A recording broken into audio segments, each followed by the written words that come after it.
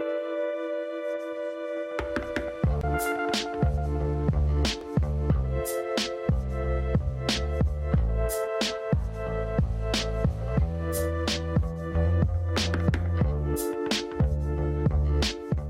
so we're here in Knysna this morning and we're going to fish one of our favourite spots, the Blokke. A nice little comfortable walk down to the bottom there and hopefully we can get some decent fish today, Wesley. Yeah, conditions are looking good. We had a nice bit of east yesterday and not much wind today, as you can see. The sea's looking good. It's not crystal clear. And I think the only way we're going to get a bite is getting down these 280 steps and putting a bait in the water. Okay. So let's get going. Great. Alright, so our main aim here at the Blokke was to test the new EyeLash Viper. The idea was to put some bigger baits out and hopefully hook into a nice big duckbill or nice big bronze whaler sharks. The area there is renowned for throwing those type of fish, and that would have been a lovely opportunity for us to really pull that EyeLash Viper hard and see how it performs. Right, so the Berkley EyeLash Viper is the newest rod in our arsenal of the Berkley Venom range. So that Berkley EyeLash Viper came about after we developed a whole range of rods in the Berkley Venom series. Now, from people like our product development manager at head office right through to our ambassadors on the ground, we sat and we decided we need an in-between rod between the Berkley Medusa, which is our heavy rod, and the Anaconda L, which is our lighter rod. So the EyeLash Viper fits exactly in the middle between the heavy and the light rod. So this is sort of a medium rod that could go from fishing relatively light up to quite heavy. So it's a very nice in-between rod. So with all the help from our ambassadors and the product development guys, we ended up with this rod and it was spot on. I think we hit the nail on the head. That rod fits perfectly into its bracket, and as I said, we tested this rod and we know that this rod can catch from a 2 kilo fish right up to a 100 kilo fish, and that's very nice in-between rod for every single day type of fishing where you're just going to do sort of general fishing and might catch a small fish or something very big. So we casted our baits into the water, and it was about 20 minutes later when Wesley went on, and I could just see he couldn't wait to put this EyeLash Viper through its paces.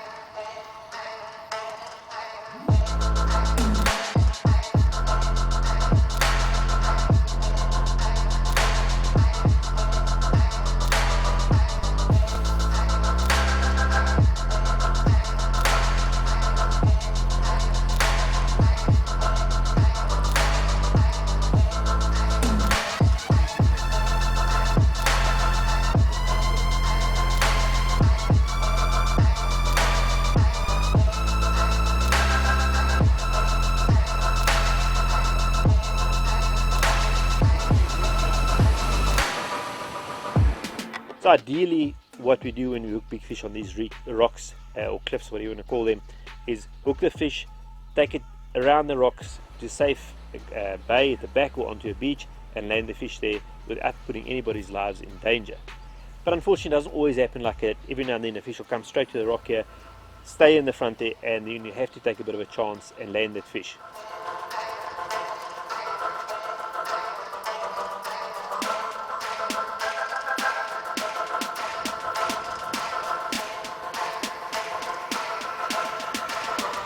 Alright, so if you ever want to know to what extent we test our new gear, just ask Wesley.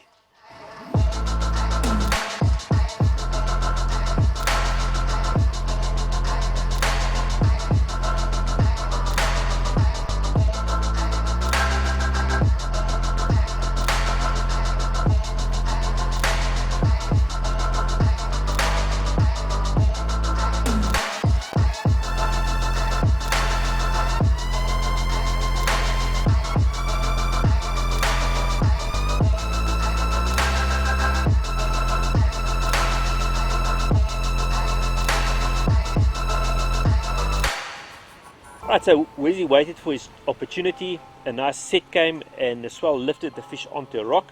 I had to run down onto that rock to grab the fish. Obviously we never try and grab the leader or the trace when we grab fish like that, but with the sets on their way and we were sort of rushing to get this fish out, I grabbed the leader or the trace and the hook pulled out, but the fish was high and dry by then. So I grabbed the fish by the tail and carried it up to an area where we could quickly measure and get it back in the water. But guys, just remember, when you're fishing off rock suckers, always have someone watching your back.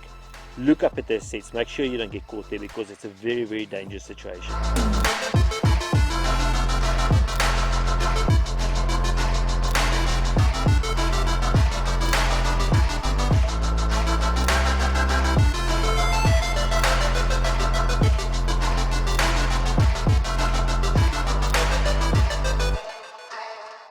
Okay, cool. We've been sitting here at the Blokke. It's got a bit quiet, or hasn't been much going on. But I put a bait out for a duckbill, a nice octopus bait, and it got grabbed by this hound. It was a pretty interesting fight because the fish wrapped itself up right in the beginning, so it's quite difficult. You're just dragging him back. But we managed to get it back up and land him. He's quite a big fish, a lot bigger than I thought. From pulling him backwards, he's a bit tired, so we just chucked him in the pool here. I'm going to help him just recuperate a bit, and then we'll let him go. But yeah, got that fish with the EyeLash Viper. At this stage we're gonna have to change it to the EyeLash Viper just to wipe away the tears from the guys that don't have them, that aren't catching fish.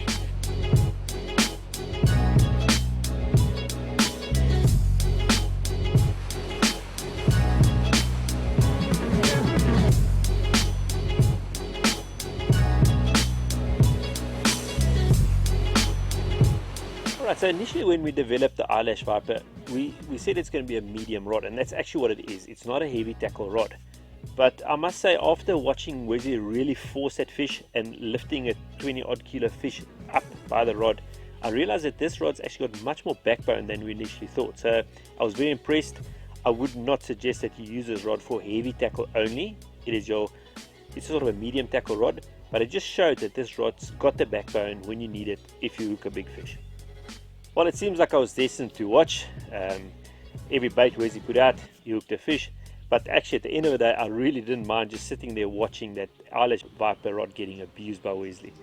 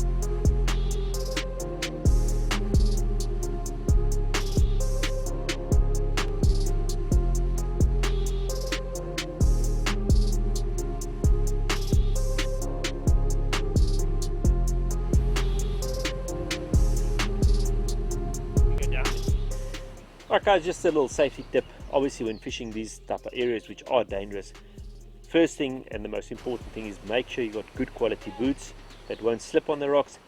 When you cast or fight the fish, or even when you're just running on those rocks, get your footing correct.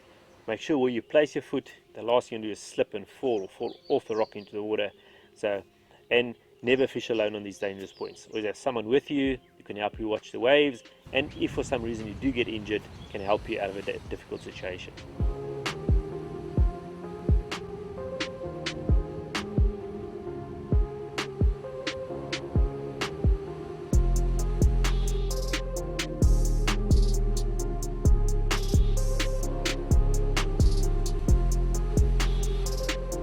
Okay, so when you're fishing off these rocks, where you're pulling a fish right up to you, where the fish is right below you, and you're trying to lift it straight up, just be very, very careful that you don't pull the rod past that 90-degree angle. You're putting a tremendous amount of pressure on that tip, and if you pull it past a certain point, you've got a good chance of actually snapping your rod or snapping the tip.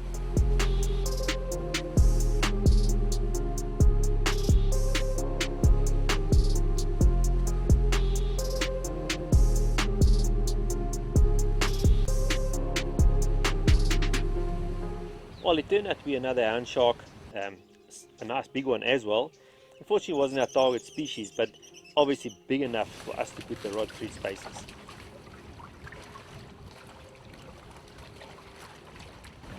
Another decent hound. They're fighting quite funny today. They're fighting really softly, then they go away and they just roll you up.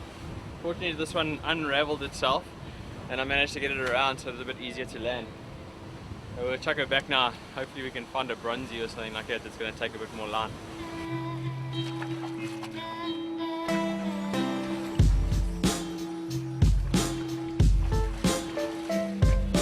Alright, so that was a nice little morning session on the rock with Wesley, and it was definitely worthwhile walking down the 300 steps to the spots and 300 steps back up again.